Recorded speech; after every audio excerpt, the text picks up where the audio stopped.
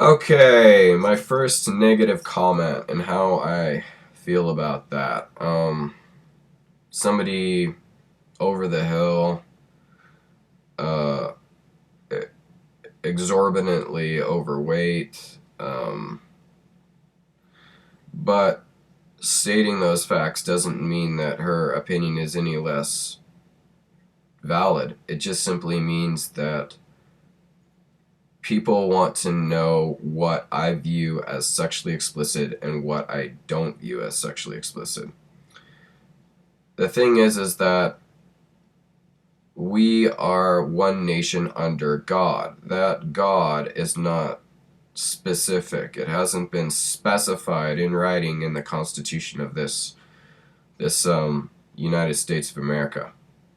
So those of us who believe sexuality is spirituality when it comes from a place of consent don't understand how sexuality wouldn't be spiritual. And I felt this since I was 12 or 11. This is predating any topics from anyone on the subject that I had ever heard. Now, somebody having a shirtless photo is not sexually explicit unless you make it that way in your mind. Somebody discussing sexuality isn't sexually explicit unless they're talking in graphic detail. They're not glazing over the subject or not just using it. You can explain sexuality without being sexually explicit. Like, explicit is almost like in excess of. You're not just using the word, you're not just discussing the subject, but you're talking about stuff that would be considered stuff that from a Christian, not a Christian perspective, not somebody who believes in just the literal words of Christ, but somebody who falls into the general category of believing that, well, I mean, for crying out loud, Genesis is sexually explicit. After all, they're running around naked, and they gotta sew fig leaves together or whatever to hide their nakedness, and then God's hanging out with them in the Garden of Eden, walking around. Now, this is all, of course, a creation myth, but nevertheless, it's been retold in different ways throughout time, and people who read the Bible at all or read the Songs of Solomon, it's pretty sexually explicit.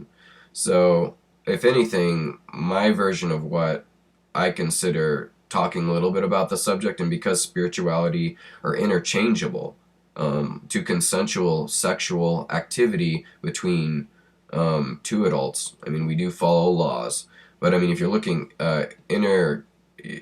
from a global perspective and throughout all time periods, there's been varying laws depending on the culture you were raised in on that subject. But that's for somebody else to talk about and discuss, where it's not my realm of expertise. Um, what is my realm of expertise is not rambling too long and kind of getting to the point. At least I hope it will be soon. Now, TBAT, the truth behind all truths, the truth below all truths, the truth beyond all truths, the truth behind all truths. All these are B acronyms, but mine is the truth behind all truths. And what that means is that, for example, if you have a organization who's out to get you, and at times I've felt that the Mormon Church has been out to get me, that they were out to get me simply from the standpoint that I didn't believe what they believed.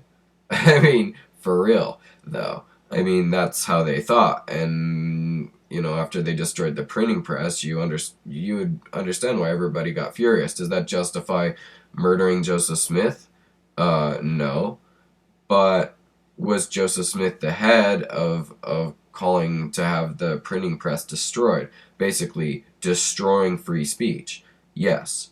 And because of that, there were natural consequences for the people in that area who didn't want that.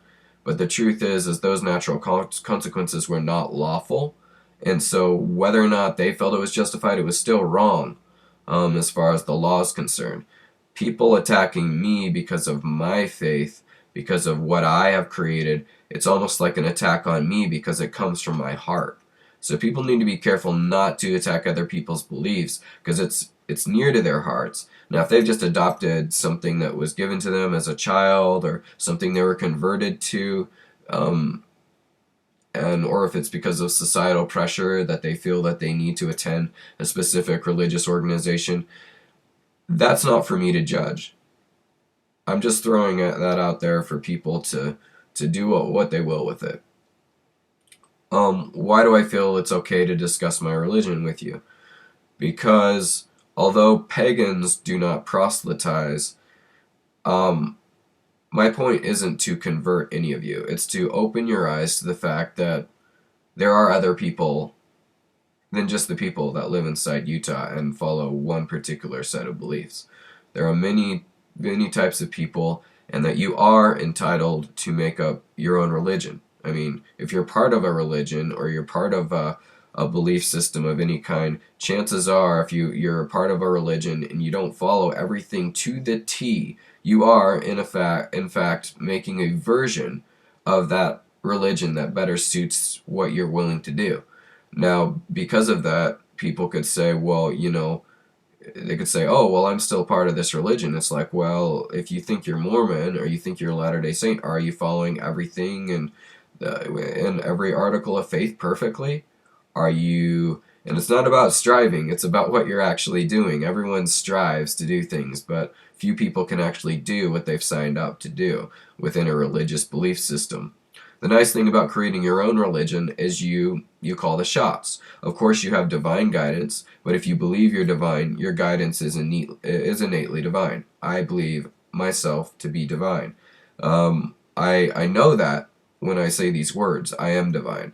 So whether or not I'm in a form of the flesh which is corruptible, which is eventually